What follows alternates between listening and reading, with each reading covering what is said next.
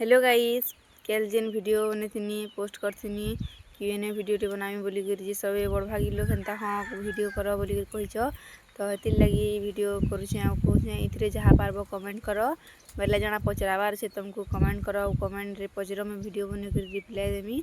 तो मोर YouTube channel के भी सब्सक्राइब कर दी थो मोर आईडी के भी फॉलो कर दी थो कि बेले मोर यूट्यूब चैनल रे मुई मोर लॉन्ग ब्लॉग अपलोड करमी। तो तुम्हार ना भी मोर वीडियो रे आनबार लगी चाहूछ बोले मोर यूट्यूब चैनल के भी सब्सक्राइब कर दी थो और मोर आईडी के फॉलो कर दी थो। जी मोर आईडी के फॉलो नहीं करी यूट्यूब चैनल के सब्सक्राइब नहीं करी ताहाटा कमेंट रो रिप्लाई नहीं दिए।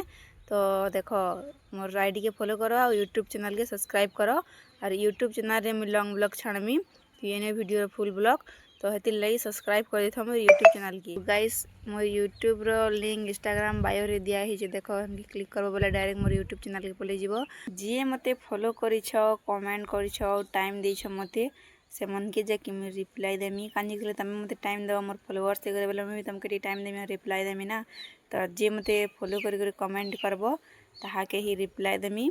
जे कमेंट कला लुकर तार आईडी की जिमी पहला चेक करमी मते फॉलो करिछ कि नहीं करिजे।